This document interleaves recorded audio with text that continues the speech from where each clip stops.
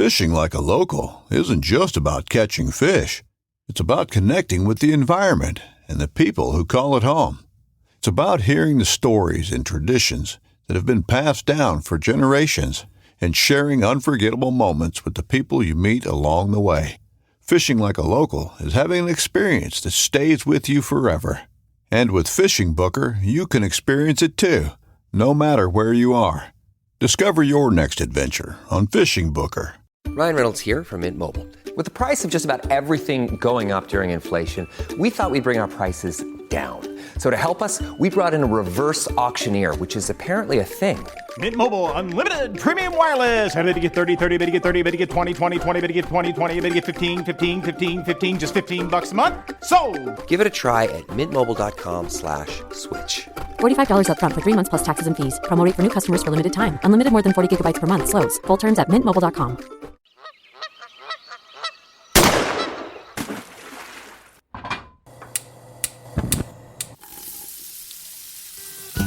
Join Justin Townsend and the Harvesting Nature crew as they explore the world of cooking wild fish and game while sharing recipes, tips, tricks, and lessons learned from their pursuit of wild food. We sure hope you ate before the show, 'cause you're gonna leave hungry. This is the Wild Fish and Game Podcast. Hey everybody, welcome back to Harvesting Nature's Wild Fish and Game Podcast. You got your host here, Justin Townsend, and today we're having an expansive crew chat beyond just Adam and I, and it's a great chance for the show to kind of interact too. We're also doing a live recording, so you may see us answering questions or people, not necessarily people popping on and off, but we'll see who all participates in the chat here. So might be a little distracted, but we'll go forward with it. Bear with us. This is only, I think, the second time we've ever done it. So for me, big updates. We're starting to show a lot of interest for our December pig camp down in Texas, which is always a fun time if you're interested in coming down with us and learning to shoot, hunt, fish, butcher, process wild pigs. And then following that in the early part of the spring, we've got our snow goose camp over in Missouri. Outside of that, big change for me. I was joking around with these guys. I have my computer sitting on 2 file boxes, and I'm sitting on a yellow tote bin here in a very empty room as we spend the last couple nights in my house in Denver before we relocate to Washington, D.C. So that's coming up just next week, but I'm excited to get back to the coast a bit, hit the Chesapeake Bay for some blue crab and some snakehead and all the fun fish rolling around there.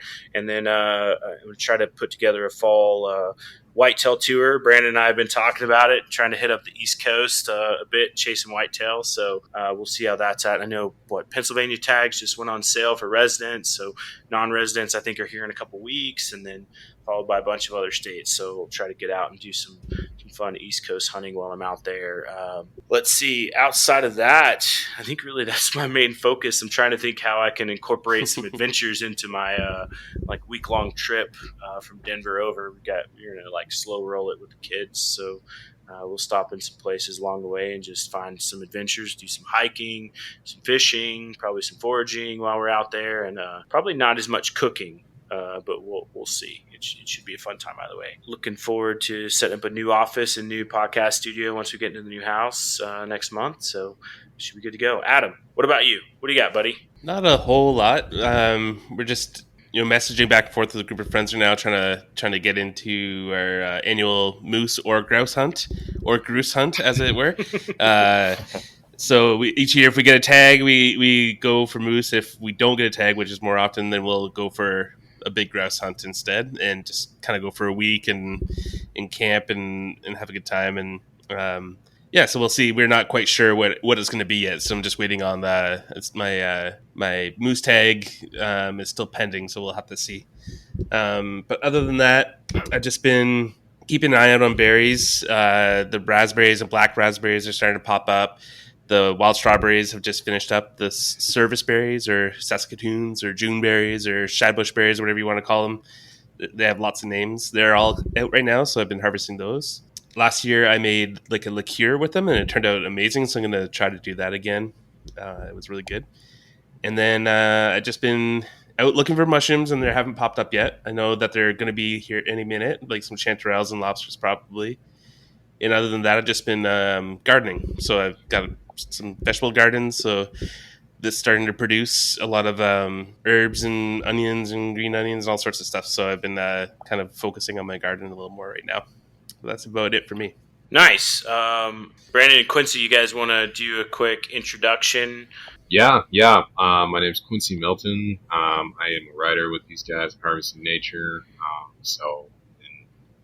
During the fall times, I'm pretty heavily focused on hunting, but I am a fisherman first. So this spring, after turkey season ended, I have been just on the water consistently. Definitely weekly, sometimes up to every day in a given week, out on my boat, off the shore, whatever it happens to be. Mainly chasing largemouth this springtime, but doing a lot of saltwater as well when I can. Trying to get out on striped bass as much as possible. But I am, as we're kind of getting now out of the springtime into the summer, it's getting pretty hot. I'm looking forward to doing a little bit more blue crabbing by hand line. With my friends and I, we've gotten really into that the last year or two. It's something. It's more active, obviously, than just dropping a pot, and it's also more accessible because you don't have to have a boat to be able to get out and actually drop the pot. So kind of go out. Play the game with the crabs by dropping the chicken on a string and just see what you are able to pull.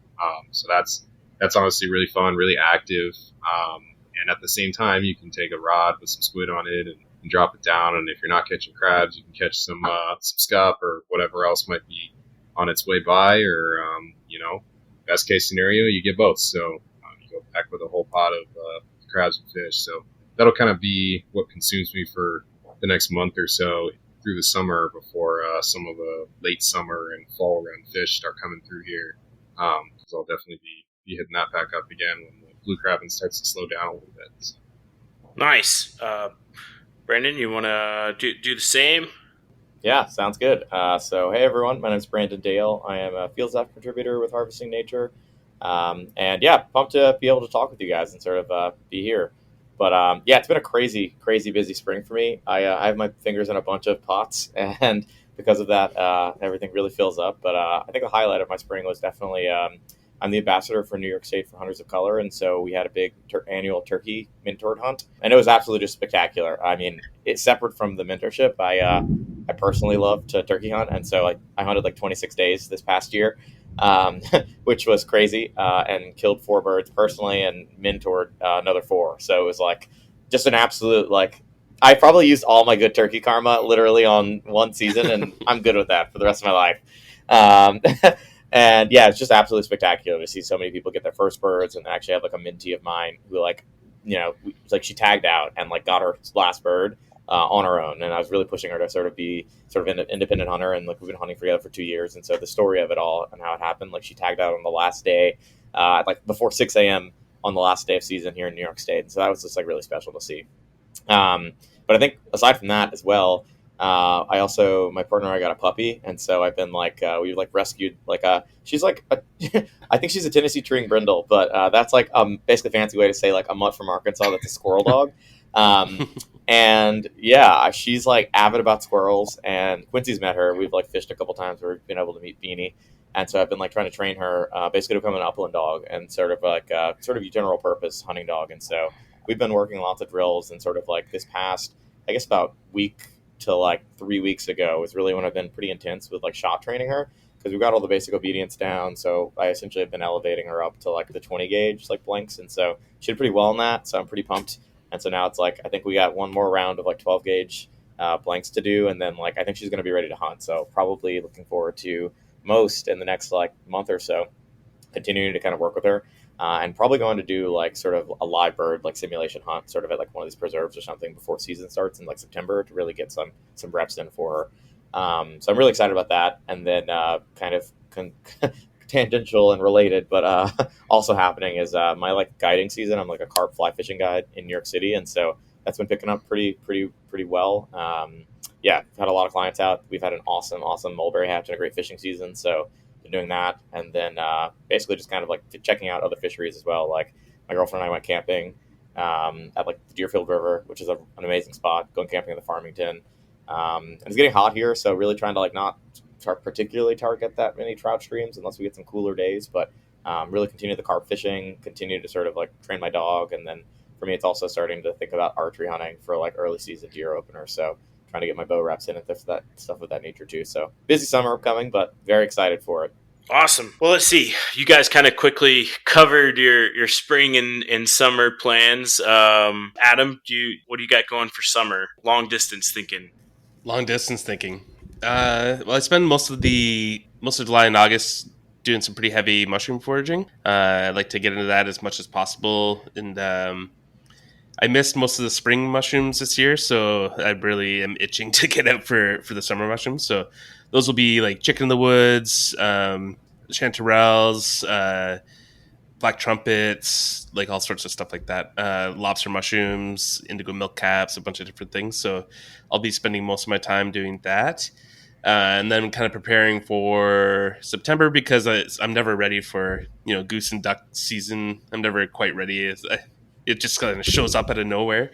And then I got to find a spot to deer hunt this year because I think my spot fell through. Yeah, so I'm just going to be kind of preparing and doing a lot of foraging. I have this spot that I go to with my dog. It's like a really cool kind of forested spot in Quebec. It has lots of space for her to run around and tons of mushrooms. So we go there often and just, I'd bring her out there for a big, good run, and she needs a good run. She can misbehave a little bit if she doesn't get tired out. So it's the perfect spot for her to tire herself out and get out in the woods, and for me to poke around in the debris and look for mushrooms. So yeah, I think that's probably usually what my summer looks like. Nice.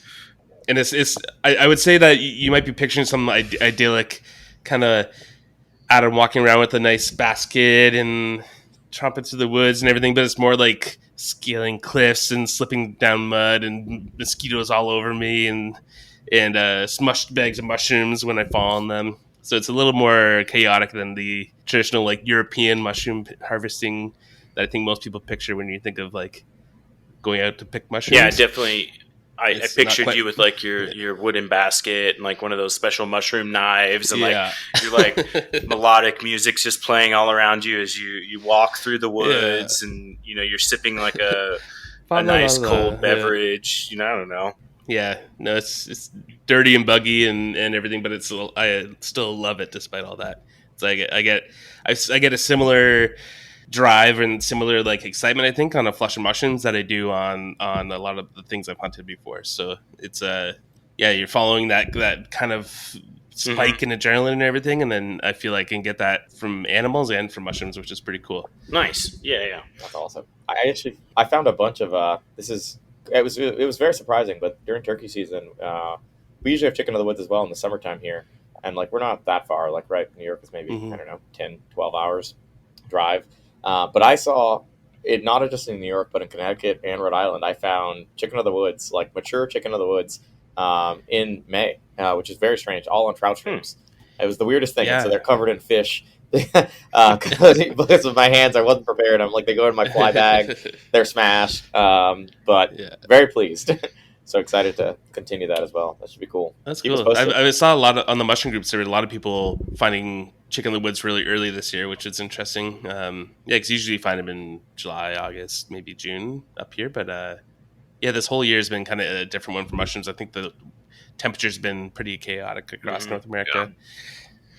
Yeah, I think even here too, like we just burn morels popped up in Colorado, and they typically pop up a little later in the year. Which have you guys seen the burn morels before? They look just like the standard morel, but they're not in person. Yeah, I've never seen one in person either. But there's a group out there that they've got. You can buy them every year. They do predictions on where, and they sell maps of like, hey, this is your state and your region of where the burn morels are going to be based off of like past burns.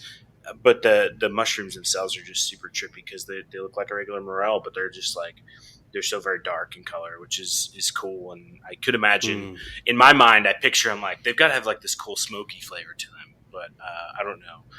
Yeah. Mezcal. Yeah, right. I would hope the mezcal mushrooms. I love it.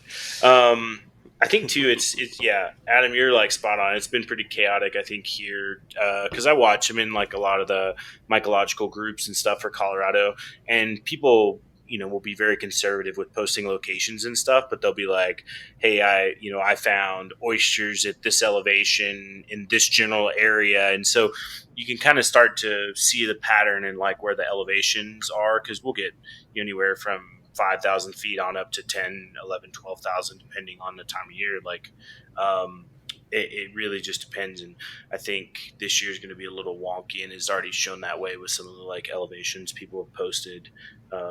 So we'll see. And it's super hot right now here. Like, for Colorado, it's been consistently in the 90s for like 2 weeks. I think at one point it got over 100, which, for Denver it's not unheard of, but it's not common. And I think that's definitely having to play. Oh, I was going to tell, it reminded me, I was going to tell a really cool story. So yesterday I go on my run here locally in my neighborhood, and I live on like east side of Denver. So it's like me, and then the next step is like the airport, and then Kansas. It's like 4 hours away, but there's nothing really in between.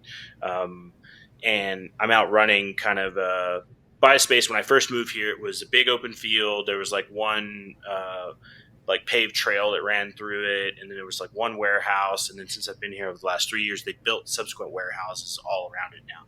Essentially, you run down this trail, it's a little bit of green space, and then there's just warehouses all over. And I run, it's got this new bridge. I go over this new bridge, and I come back, and I'm running back down it. I cross over one of the streets, and I kind of like something catches out of the corner of my eye.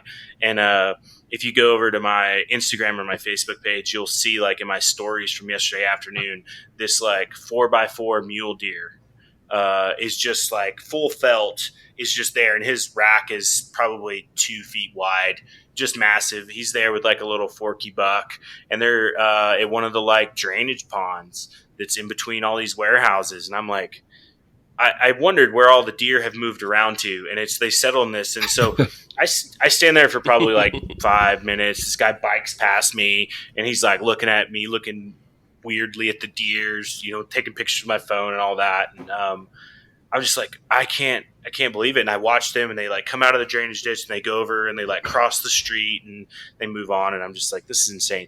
And so I'm kind of like living in the moment of like, they're saying goodbye to me because I'm leaving Denver. And like, it's this cool moment that I'm having.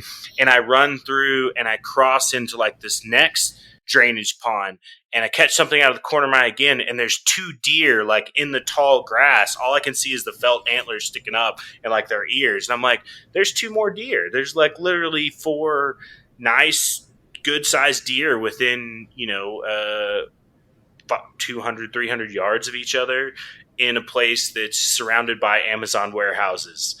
Like, it's just, it was insane. But it's like urban deer. So funny. Probably on their smoke break after working in the Amazon factory. Yeah. Jeff Bezos found it's cheaper to employ deers than people. Tuck their blue vest in the corner, like, we're going to go out for a minute. So yeah. That's so funny. That's awesome. So I guess that's a question for both you guys, because I know, Brandon, you live in the city in New York, and Quincy, you live in Providence. How far do you guys travel outside of the city to like start getting into hunting? Well, I think for both of us, sometimes it's in the city. Nice. But Yeah. to be honest, but at least for fishing. But when it comes to hunting, frankly, outside of Providence, you don't have to go too far. I mean, I don't know. We did actually. There are a couple spots, on the water that are relatively kind of urban. That Brent and I will hit up here in Providence, and then as far as getting outside the city, we can go as short as 15 minutes, and we can go as long as an hour. You just kind of have to find the pockets and work the map a little bit and figure out, where you can get in and obviously be safe distance from dwellings, but also, find spots that are pretty productive. And, as long as you make sure that you're okay with the regs and everything like that, then the urban hunting thing is something, as someone who's from Washington, I've had to get used to. But, because out there it's like big, expansive lands, being able to see houses or a city while you're out hunting has definitely been different. But now it's kind of just like, well, you just kind of figure it out. You got to hunt somewhere, so and you got to go to where the birds are. And if the birds aren't going to exactly be out, in the true wilderness, then and they're 15 minutes outside the city, then that's where you got to go. So, or at least try to figure it out. So at least that's kind of what it is up here. And then if I want to go to Massachusetts or Vermont or something like that, those are obviously longer drives. But with the understanding that I'm crossing state lines and stuff like that too. But on just a Wednesday morning, before work or something, I might just pop down to a spot that's 15, 20 minutes from home and be at work by 9, 10 in the morning and hopefully have a couple birds to clean up after work when I'm done. So nice. That's awesome. I think you're closer to hunting opportunities than I am here in Colorado, which is crazy when you think about it, because everybody's like, I'm going to move to Colorado and I'm going to have all this hunting land around me. And it's like, well, I still got to drive like an hour to get to the foothills of the mountains. And then, like another 30 minutes to get up into any like wilderness area or national forest. So yeah, there's some, and then you get there and there's like 30 guys. So yeah, this is only my opinion, not Harvesting Natures. You're going to lose some huge Denver fans on this, but I've written articles about this, and I will die on this hill. So I lived in Denver. My girlfriend and I moved out there for a month because we were both trying to figure out maybe we both want to settle down here and do residency or something for several years. And I live in the middle of Manhattan, and I was thinking it's going to be amazing. And granted, we spent the first week sort of in the mountains, right? We were beyond the Front Range, and we're sort of out near Breckenridge, Vale, Eagle Pass, the whole deal. And I was waterfowling on the rivers there and in the reservoirs every day, then going to trout fish. I was like, this is amazing. But then when we had to actually live where we're she was working and I was working as a grad student, we were also in Aurora basically. Yeah. So east side of Denver, right on the border. And I was like, man, I have never experienced traffic like this in my entire life, and I live and drive in New York City, one. And also, I literally had to drive farther to duck hunt and to basically do any small game hunt because I didn't draw, over-the-counter non-res tags. So I was really duck hunting primarily and, small game hunting. But even then, I had to drive much farther. The closest place to waterfowl that we were living basically in Denver was essentially up in it's not Longmont. What's the northern town? It's some town north of Denver. Was you have Bar Lake and a bunch of others up there. Yeah. Yes, yeah. So the closest place to waterfowl, because even if you were to go out to some of the potholes in the South Platte and stuff, I was man, I'm still looking at an hour.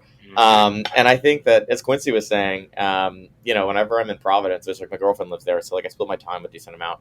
And then I went to college there, and that's how I actually met Quincy. I was like, hey, I'm dove hunting out here, and then we went coffee hunting coffee. Coffee hunting. Hey, coffee hunting. Excellent technique in coffee hunting. We went and had coffee, vetted each other basically, and we're like, all right, gonna be safe. And then I was like, you want to come dove hunting? I found this awesome dove spot. And yeah, man, I mean, there are, as Quincy said, places that are literally 15 minutes, maybe 10 with no traffic. Yeah.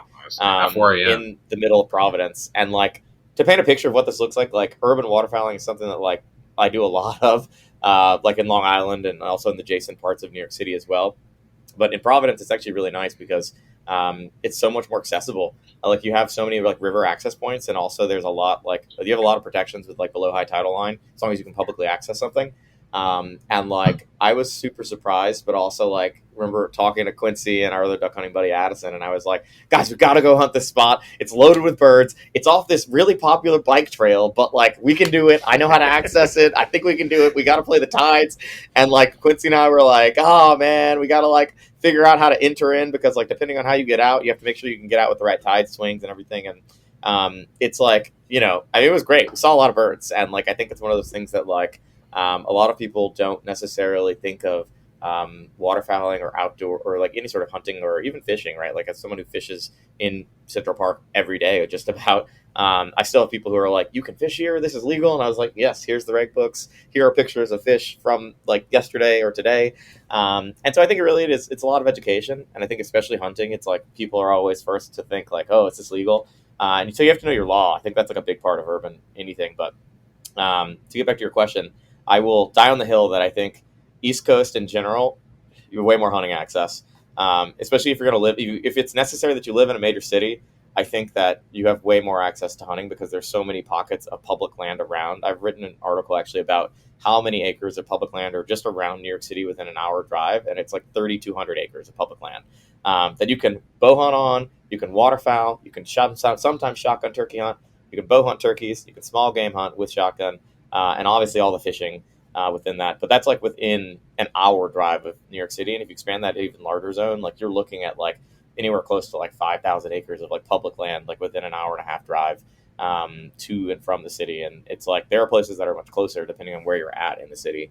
Like to bow hunt, I can be like in my tree stand, or like I hunt out of a saddle, but I can be like up in a tree in like 45 minutes if like I leave and don't hit traffic coming out, or if I'm in the morning. And like to duck hunt here, like from the city, it's about an hour, just because like that takes a little more time and finesse, and you have to get to either Long Island or upstate. But oftentimes during peak of season or something, I'll like camp or stay at a buddy's house who live closer to the spot. And like, you can literally be like duck hunting within 30 minutes and, you know, you're like in a neighborhood. Like we did a big duck camp this past year, and we rented Airbnb every year, and the Airbnb host basically like, essentially they went off Airbnb because the house was found to be basically a liability. And I don't think they can get it insured because it's inside of a flood zone. And he was like, "Hey, I know you guys rented this from us last year, but like, we're going to rent it on the low this year." And so we were like, great, we can get a discount. But also he was like, it might flood. And yeah, I mean, we had to park our cars like 4 blocks up from the house and like literally leave the house in our waders with our decoy jet sleds and shotguns like over our shoulders to go and like get to our cars to drive to the hunting spot. And eventually we just hunted behind the house.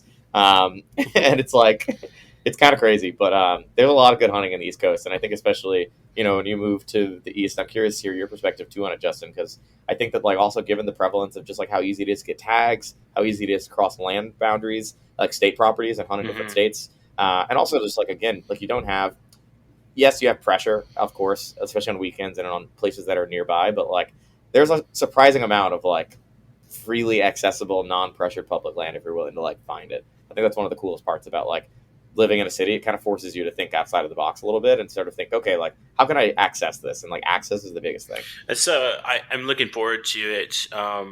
I think just being able to get into a little bit more closer proximity land and just try it out. Like it's a different perspective. I've been hunting the West, you know, even when I was living in Florida, like I would go up and hunt Central and South Florida, but still I was traveling a lot out West and hunting out West. And so after being here for a couple of years, I'm like, yeah, I'm ready for a shift. I think it's cool. That's the good thing about moving around is you get to go experience new things and new places. And I think that's one of the things I've been talking to, Colin, he used to be one of our social media managers, and he now lives in Virginia as well. And he was talking to me about the urban hunting program, and along with Dustin Carroll too, who's one of our field staff riders. He used to live up in Virginia, and they have like you have to qualify and be able to shoot proficiently with your bow within like 30-40 yards and all this stuff. But then you can apply to hunt in like certain parks, or you know, go in and literally like Saturday morning soccer's going on and you're up in your tree stand, like hunting in the brush line right over on the corner. And I think that's cool. Like it'd be more availability. So, and I think too, you know, here to go across the state of Colorado, it's 4 or 5 hours, right? And I mean, to get up to New York City from DC is what, 4 or 5, 6 hours. So it's like pretty close, which is, you know, that puts a lot more states and a lot more proximity and gives you both variety of species and variety of even hunting times or things like that to hunt. So I'm excited. It's going to be a bit of an exploration for me, but it should be fun. Yeah, it's going to be awesome. The management program too, I think is, especially in the Northeast, I do feel like deer, like I think it's obviously deer overpopulated here in the Northeast, but I think that like it provides such a great onboard experience for people to get into big game hunting. Because they're so prolific. Not to say it's easy. Like, I think that, like, yeah, I mean, ask anyone who's, like, killed a deer in public land, and they're like, they'll be like, oh, yeah, it took forever. Because you just have so many things that get messed up all the time. But the opportunities are there, which is great. And I think also, like, as you said, the conservation hunting programs are awesome. Like, I'm in 2 conservation hunting programs. And, like, it's a really cool way to, like, really kind of like walk the walk of like hunting as conservation and actually do like management hunts to like help control populations for like forest regeneration. And also the meat aspect is great. Again, you get to share that with people and also bring people into it.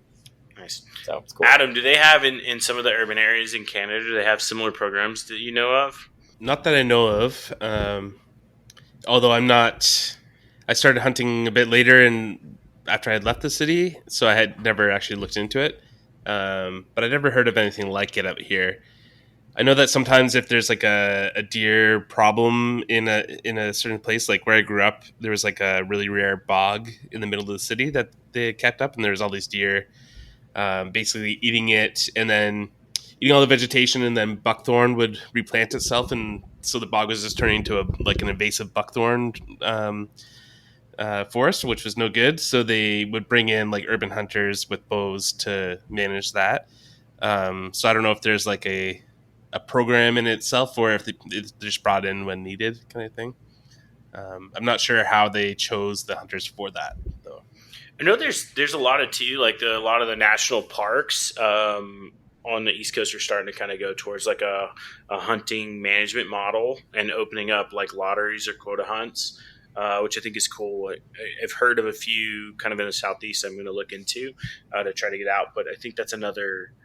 I'm happy to see more state and federal programs open up to hunting management. I think, obviously for like some invasive species, you talk about like wild pigs, you talk about, some of the invasive fish and stuff, like those are given, but it's still hard for like hunters or anglers to make a big dent in that population. But I still think like it helps. But I think with deer too, like what else are you going to do against deer? I mean, we could have state funded hunts, but I think deer hunting is very, approachable to a lot of folks. To some, it, obviously challenging, but I think if you open up opportunities and promote it, people will, I think, gravitate towards it. So it's cool to see that those programs kind of exist. Fishing like a local isn't just about catching fish. It's about connecting with the environment and the people who call it home. It's about hearing the stories and traditions that have been passed down for generations and sharing unforgettable moments with the people you meet along the way. Fishing like a local is having an experience that stays with you forever. And with Fishing Booker, you can experience it too, no matter where you are. Discover your next adventure on Fishing Booker. Ryan Reynolds here from Mint Mobile. With the price of just about everything going up during inflation, we thought we'd bring our prices down. So to help us, we brought in a reverse auctioneer, which is apparently a thing. Mint Mobile Unlimited Premium Wireless. Ready to get 30, 30, bit to get 30, bit to get 20, 20, 20, bit to get 20, 20, bit to get 15, 15, 15, 15, just $15 a month? Sold! Give it a try at mintmobile.com/switch. $45 up front for 3 months plus taxes and fees. Promo rate for new customers for limited time. Unlimited more than 40 gigabytes per month. Slows full terms at mintmobile.com. Let's switch gears a little bit. We're at like the half-hour mark, so it's a good time to do it. So spring meat cooking, or spring foraging cooking, or spring fish cooking. Any highlight recipes from the spring that you guys can think of that you're really like, man, that was awesome? Let's see. I mean, this past weekend, when I was out we were out on the first kind of blue crab, hand lining of the season, and we're able to pull some scup, and no crabs. It was still a little early for the crabs, but ended up kind of doing the best scup recipe that I think I've had so far since moving out here, and ended up just kind of spicing it up with like paprika and salt and pepper. It wasn't anything super special. Got a little bit of lemon in there in the pan as well, and then squeezed a little lemon on top. And I was like, man, I had never experienced scup like that. I've mainly only ever cooked it whole, and stuffed it with herbs and also lemon in that as well. But having it filleted out like that and with those spices on it, that was really good. I personally ran out of wild game. I don't know, maybe 2 months ago now. I don't hunt deer myself, so I was gifted some venison this year, but because I don't hunt deer right now, anyways, I tend to run out of birds a little bit faster.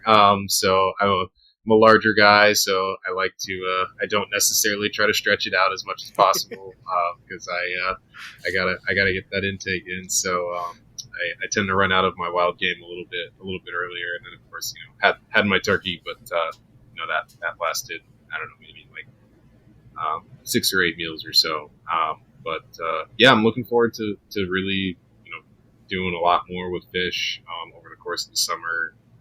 I got a couple buddies out on the Cape Cod that we want to go out and do some black sea bass fishing and stuff. Which, if you've ever had black sea bass, it is easily the best fish that comes out of the waters of the Northeast. It is. You could not season it, and it would still taste really, really good. So really, I don't think like, I've ever had it. Yeah, it's it's kind of got this like kind of sweet flavor or like undertone to it. Mm-hmm. It's not any kind of like some people really don't like the fishy taste. It doesn't really have any of that. So when you get a nice black sea bass fillet, it's really light and fluffy. Even before you've cooked it, like you just kind of look at it and be like, oh yeah, that's gonna come out really nice and flaky and fluffy. And then of course you spice it up a little bit, put some herbs on there, and it just, black sea bass is fantastic. It's better than Fluke, Scup, Tog, all of it, cod. So I definitely am. Hopefully we'll be able to pull some of those up in the next couple of weeks. I'm probably gonna go out there over the course of the week of the 4th and mess around with that a little bit. So that's awesome. Adam, what about you? What's your spring? I'll let Brandon go because he got cut off there. Yeah, Quincy, to your point, we were actually sea bass opened on the 15th, and so it was like it opened up in New York, I think it was this Saturday, whatever that was, the 21st. Yeah, something like that. But it opened, and we were fishing on the day after, and so we were actually debating on like trying to find him because it was like my buddy swears by it that he's like it's like lobster or fish. Ooh. And yeah, but like better. Yeah. Honestly, well, I love lobster, so but I love sea bass, but I love lobster. But no, it's funny. I was gonna say that like my favorite like meal every spring, especially when it all works out, because sometimes you don't find a huge ramp patch or you don't get a turkey.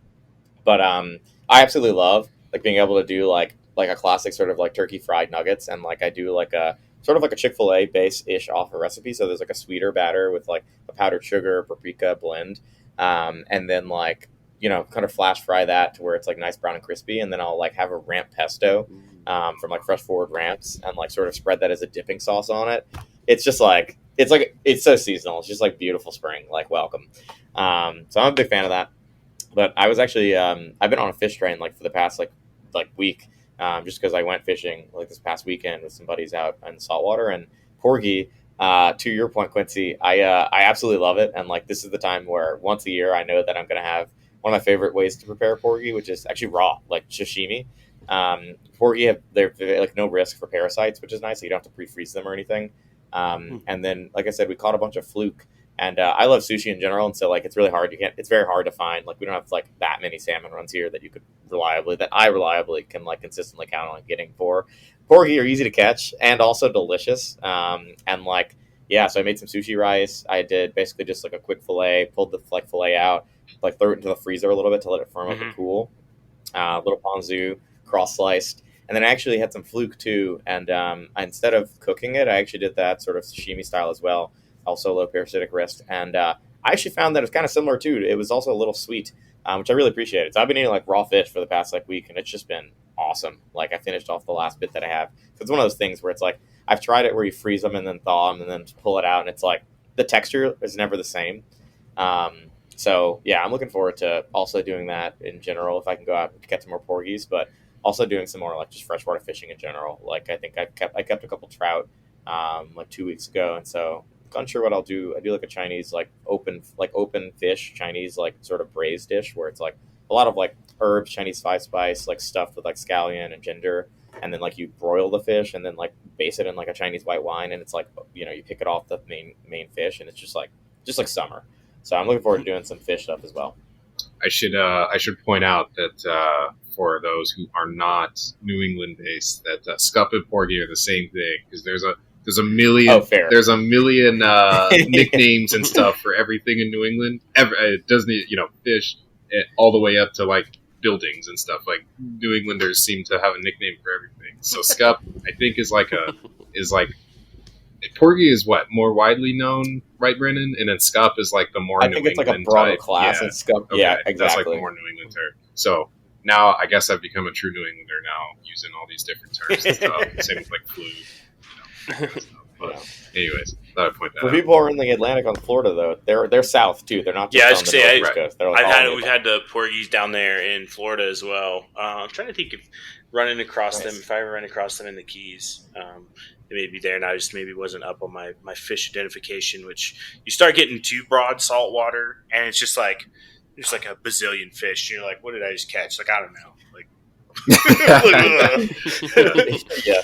I remember coming back. We were spearfishing. It was when I first got down to the Florida Keys, so it must have been like 2018 or no, it would have been earlier than that. It'd been 2016, and like a buddy and I are spearfishing, and we're like, we were shooting fish, like having fun. Come back to the dock, and one of my neighbors like, "Hey, what do you guys got in the bucket?" And like looks at the bucket, and he's like, "Throw that one out. Throw that one out. Throw that one out." He's like, "Come over to my freezer. Like, I'll give you some good fish. Like, don't eat those." And I'm like, "What? Like, they're probably going to be good." And he's like, "No, I don't think you want to eat that." And like, I took some home and tried them, and it's like the general rule of like, it's what is it? One man's trash is another man's treasure, and I think that's true of fish as well. Like, one man's trash fish is another man's treasure fish.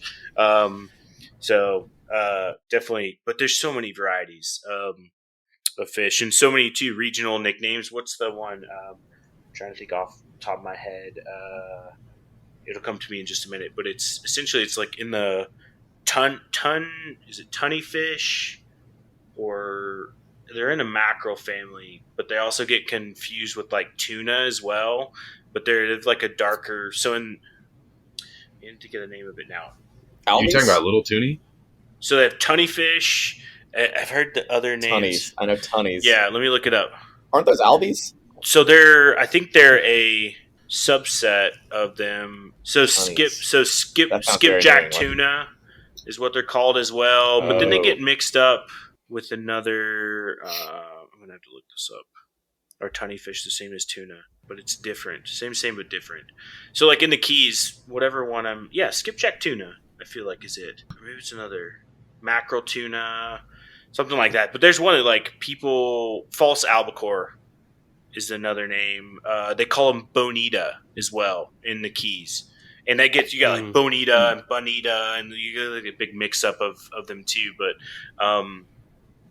people like, we'd catch them on the boat and people would be like, "No, like I'm never eating that. Like those are terrible. They're super oily, like mackerel, and like just not that." And I'm like, "There's got to be a way to cook it." And it was one of those things too. It took a little bit of like trial and error, because there was no like, people would turn their nose at it, so you could be like, "Oh, well, how do I cook this?" Like, no, just like that's bait, or just throw it away. And so we just like ended up figuring out ways. And then I'd go to parties and I'd serve it to people, and I'd be like, "This is the bonita or bonita, whatever the one is," and they're like, "Ooh." And then I'm like, they'd taste it and they'd be like, "Oh my god, this is really good." Like, yeah, yep. I was on a fishing charter in Florida too, and there was bonita like just everywhere around us. I'm like, "Can we catch some of these?" And they're like, "Yeah, no, we're not gonna eat that crap." And I was just almost begging, like, "Please, there's all these fish are huge. I would love to try to cook them," and they just said no. They're like, "No way." Because we were going for snapper, and that was it. And it was just like, you don't eat that fish; it's gross, which is crazy to me. It's crazy. It's it's a different fish, right? So you got to treat it different. And two, I found like a lot of like the hogfish and the grouper being the big like popular fish down in Florida is like, that's what everyone wants to catch. They want to catch snapper. They want to catch these like very clean, tasty fishing. But if you had like, outside of like tuna, if you started catching other things like maybe Spanish mackerel or something like that, but still like those are very mild flavored fishes. But when you start like catching other like really bold flavored fish, people are like, "Wait, just stop." And you're like, "Come on, man, like give it a try." So those are my favorites, like the anchovies, the sardines, and mackerels, like all those kind of soft, oily fishes. That's where it's at for me. I like all fish. I like the white fish too, but I don't always kind of gravitate towards like the more flavorful fish. They just do it for me. So talk about New York, New England, all that Northeast. What are the regional favorites for people to go out and catch there? I think I'd say like the big three are probably black sea bass, fluke, and tog. Tog is Oh, stripers have to go on Well, there too. I'm talking about stripers. like what people can keep mainly. Fair. You know, I mean, like striped bass, you can keep one fish, you know, because they're in a tough spot population wise. But as far as like targeting just game fish, definitely striped bass is easily number one. Fish that people want to keep, I'm thinking like black sea bass, tog, and fluke. I don't know. Would you agree with that, Brandon? And maybe Scup in there as well. I feel like people like that's not necessarily like what people are going for all the time. It's just people pick them up, you know, because they're pretty easy to get. Consolation prize. Exactly. I love fluke. I love porgies for that. Yeah. You get the skunk off. Yeah, exactly. But no, when it comes to just pure game fish, striped bass is the top. I mean, that's. Brandon and I are both big fly fishermen as well, so you know, going out and catching striped bass at the top of the water column, there's just really nothing like it, at least in this general area. You know, outside of maybe going for like bluefish or something, kind of in the same manner. But So. Man, I was just looking up. I'd never the tog. Is that what you said, or tog? Yeah. Oh, yeah. Tog. Yeah, I was just looking it up. I was like, I've never seen that fish in my life. Yeah, it's funny looking. It kind of looks like a little hog. Yeah. No, human teeth, like the flat teeth. Exactly. Molars. I know they honestly look like something out of like the Caribbean, like a parrotfish or something. You know, like it's like why is that here in New England? But I don't know. They're super popular in the spring and then the fall. They're closed right now for the spawn. But you know, people that's like the first fish that shows up that people like really target to keep. And then again, you know, there's a good run in the fall. Honestly, maybe even better than the spring fishing for them. But it's a fish that you can get relatively easy from shore. So, and also a lot of big thing around in the Northeast is kayak fishing. So a lot of people can relatively easily target them from a kayak because they don't have to get out really far or anything like that. You just kind of get up on a rock pile or something, and you might have a good chance of picking one up. So it's, you know, that one is super popular. When it comes to like black sea bass and fluking, you kind of got to get out a little bit more, and you know, if you don't have the boat to do it, like I guess it's technically a modified V, but you know, it's not really something that I would feel good getting out into most of our black sea bass and fluke waters. It just would be too choppy. You know, the gunnels are too short. So, you know, but you know, tog and scup, like you can get those from shore relatively easy, and you can get them inshore from a vessel, whether it's a flat bottom or a kayak or something like that. And of course, you can also get them out in the same waters that you would get, like the fluke and the black sea bass and stuff like that too. So nice. What's the primary like freshwater fish? Smallmouth, trout. What are people going after? Trout, definitely. Yeah, I feel like I think in New York and Rhode Island, I'd say. Really all the New England states, Connecticut, like I fish all of the New England states avidly, I'd say, for trout. And like, it's interesting because I feel like a lot of people, like there's a trout season, right? And so like, essentially this actually happened pretty recently, like within the past, I don't know, like 3 years.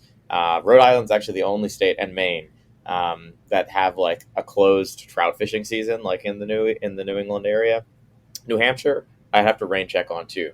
I'm pretty sure they have a catch and release year round. But anyway, so all states, though, basically in the past 2 to 3 years, like Vermont, New York, and Connecticut, all basically switched over from a closed trout fishing season, meaning you can't fish any trout stream that they have known trout in or that they stock at one point in time in the year. But now you can fish year round, just catch and release, and you can't keep until the trout season is officially in. But places like Rhode Island, though, and Maine, it's pretty like rigid, and so like you literally can't fish any river that has like either had trout, gets stocked with trout, or has wild trout. And so it's really like a pond fishery, freshwater, for most of the year until like April when trout season kicks in. But I feel like trout is like the one that people go for, especially like now where it's getting kind of warm. So people are like, unless you're trying to keep fish, a lot of people are like, if you're trying to catch and release, I think a lot of people are like trying to stay off of like wild trout streams. But the state does a really good job across New England with like stocking. And like, again, it's opportunity. And like stocked fish taste great. I think that like some of the states, they put it like a little bit more like krill in their pellets, and so the flesh is orange like salmon. So it's like, oh, this is way better than buying salmon at the store, and I get to catch it. So I think I think the trout is definitely the big one. New York also has a salmon run and like a big like steelhead scene.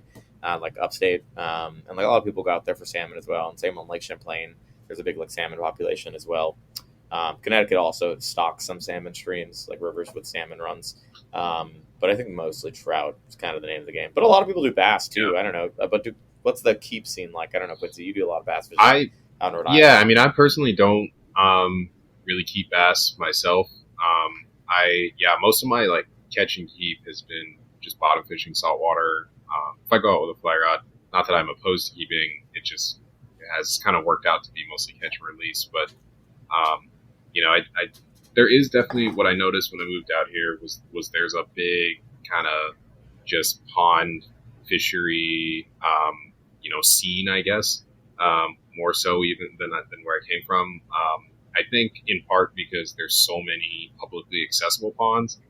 So like out west, I feel like we'd run into so many ponds that, maybe they're private or like the access to them is private or something like that. So you just can't get on them. Yeah. But then out here, it's like there's just a lot of, if there's no boat ramp, there's some kind of launch where you can get a vessel in, or maybe you get in on shore, or maybe there's a dock. Like there's just a lot of ways to fish ponds. And so people are doing a lot of that kind of still water, warm water fishery type stuff.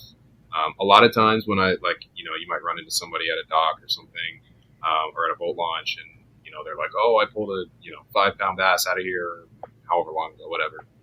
Oftentimes they then are like, "Oh yeah," and then we ate it. So that there definitely there's that piece. But I think that honestly, a lot of the bass fishing, at least in my experience with talking to different people, it seems like a lot of catch and release when it comes to that, and it's mainly largemouth. I mean, we don't have a ton of smallmouth areas around here. Like you might find them in some of the rivers. There's actually a river that runs right through Providence that holds smallmouth, and then other rivers and some ponds around here too. But mainly a largemouth game, I'd say. And seems like a lot of catch and release, in that regard too. So up near me, it's walleye is king. Oh, yeah, that makes sense. North of the Great Lakes, it's all about the walleye. A lot of people bass fish, but it's mostly catch and release. But most people think walleye is the only, and they often call pickerel here. Right. But it's the only thing that's worth eating, and everything else is garbage. So, luckily, like I have a cottage on a lake. Luckily, my lake does not have walleye, so that means there's like way less fishermen there all the time and anglers. So there's lots of pike and panfish and smallmouth and largemouth and lake trout and nice. All the crappie and everything. So I'm happy fishing there while everyone else goes searching for their walleye, which are tasty, but they're not the end all be all of fish, I don't think. So Adam, we get a comment from like a random person. They like your shirt. They say you look like a bee. A bee. So it's a fair comment. Yeah. It's the only. I was just browsing, trying to click through to see if I see any comments. I think all my windows closed out earlier, so I'm having to like reopen things, which is interesting. Let's see if I see any comments here. Nope, no comments there. All right. Well, I guess you guys have any. We'll do a quick around the room. Any last thoughts or alibis or anything you guys can think of you want to share sort of on the show? This was just kind of a general just chat. Brandon, we'll start off with you if you've got anything. I think for everyone, I really just like challenge you to get out as much as you can, especially this summer. I think a lot of times people will like hold themselves back from like taking that road trip or going to camp for that one night if they're like, oh, I'm busy. Summer's a busy time for people for a variety of reasons. But I think it's such an important thing to just like go and like get out. Like even if you're in, busy time for work, or you are, like trying to meet deadlines or whatever, or you have family things that like take your family with you. Like I think that like there's so much opportunity in the summer to like get outdoors, and so I think really just like try to capitalize on that. And like if that means getting out to like your local park or pond or river that's like close to you, like go check it out, because I feel like there's a lot of awesome fishing and outdoors foraging and things like way closer than people think. And so just get out there. I think it's my big message for the summer. Hopefully we'll take that with them. Nice. Awesome. Quincy? Yeah, I think that's a great point. I mean, I think if there's anything I have learned since moving out here, I moved out here for college about 8 years ago almost, and graduated a few years ago. So, just kind of like understanding there's way more hours in the day, I think, than most people think there are, at least that most people feel like there are. And so like I was saying earlier, like I'll get up at 4 a.m. I'll go get in the turkey woods, hunt. Maybe I won't hunt the full allotment that you have for the day. Maybe I'll hunt half the morning, get to work later, or if I want to go fishing, same kind of deal. Get up 4 or 5 in the morning, get on the water. Just like Brandon was saying, just get out there. And I think that kind of segues to a little bit what we were talking about earlier, was sort of these different groups, like urban hunting groups and stuff like that. It just kind of gets more people out who care about these types of resources and stuff. And the more people who are out there buying licenses and getting out and enjoying these things and kind of developing a passion for it, then the more support there is just for state agencies and everybody to be able to actually conserve all of our resources that everybody certainly on this call and certainly everybody watching really cares about. So that's definitely something that I've become pretty passionate about the last couple of years, is just like encouraging people of all walks of life, regardless of race, gender, whatever it happens to be, like just get out there, because the more that diverse people get out and do it, then the more that other people are going to see themselves in the outdoors and want to do it too. And I think that's just really important. Representation definitely matters, and being able to have just more people enjoying these things that are frankly great, and getting out there and doing that stuff. So, not to piggyback off Brandon's a little bit, but definitely, I think that's definitely just like a fantastic point. No, I agree with the whole, the outdoors, it belongs to everybody. It's a good opportunity too. And I think the summer, right? Sometimes people don't want to go out in the dead of winter and go out to a piece of public land or a state park or a national forest or whatever. But, the summertime is the perfect opportunity to do that. The kids are out of school. People are a little more flexible in their schedule. If you told your boss, like, today I just want to go out and just enjoy outside, that person can look outside and be like, actually, you know what? Yeah, I think I want to go too. Yeah. So, no, that's awesome. Adam, what do you got, buddy? Well, we've just been talking about like everything we've been doing since like during the spring and into the summer, and it just kind of reminds me that like there's so much wild food outside and so much hunting and fishing and foraging opportunities. And for those who just think like, oh, deer season's coming along in November or whatever, and they have their one go at a deer, and then maybe they'll turkey hunt in the spring, maybe, but like there's never a time when or rarely a time when there's nothing. You can go ice fishing, you can go turkey hunting, you can go mushroom hunting, you can go fishing, and you can spend your year outside, living in the seasons, trying new things.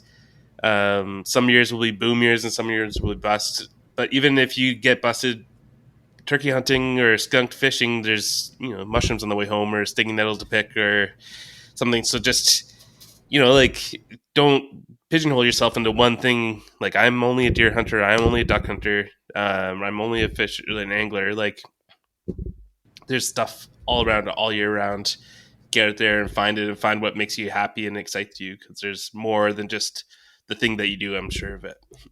Additionally, I also very much want to go fishing with you guys at some point in the States, so let's plan a trip. That'd be great. I am all in on that. Yeah. No, I am too. Count me in. Let's get something on the books here relatively soon. The other thing I was thinking about was I keep holding on, going back to like we did the episode with the sous chef a while back, and it was like the intersection between indigenous culture and wild food, and he said something in there. He said a lot of things in there that stuck with me, but the one that stuck with me probably the most was we kind of holistically across North America and across like modern society have to get it out of our head that our food has to be bought in a grocery store. And I think that's like the hugest thing. I keep every time I go outside, it like runs through my mind. Like the prime example of like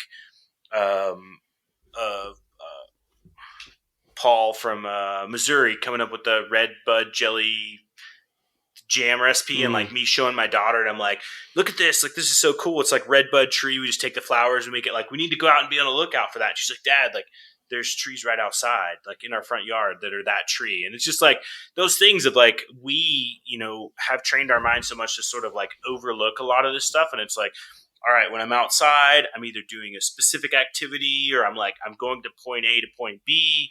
And then we all have those uncles or those aunts who are like known for from point A to point B. They may stop somewhere like 6 or 7 times and just like, oh, look at this. Oh, look at that. Oh, look at this. And it's just like I want to be like that, man. I want to be like, look, I'm going to pick some of this, put it in my bag. Oh, there's some mushrooms over there. I'm going to put it in. Like, oh, this is great. Maybe I'll just pop my fishing pole out of my trunk and just, dip a line for a couple minutes. I think, that's it's just a thought process too. Like Adam mentions, like food's all around us. And I think kind of breaking down just the thought process that we have to go to one place to get food, or if we're going somewhere outdoors, we're going to do one specific activity there instead of just like existing in that moment. So I think for me, that's exciting because, with that, I'm going to a new place, I'm moving to a new region. I get to learn new things, expect some phone calls and text messages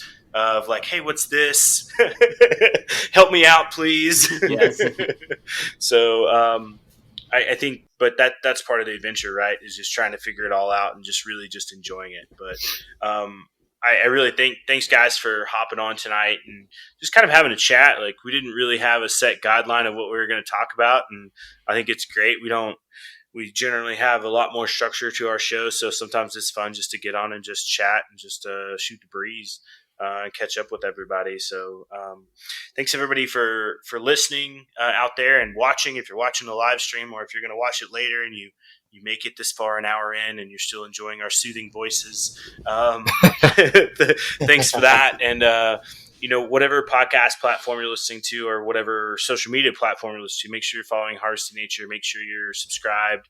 Leave us a comment, leave us a review. It helps bolster the ratings and the visibility of the content we put out. So, and then, let us know if you think we're doing a great job. If not, let us know. Tell us we're doing a terrible job. Either way, thanks everybody.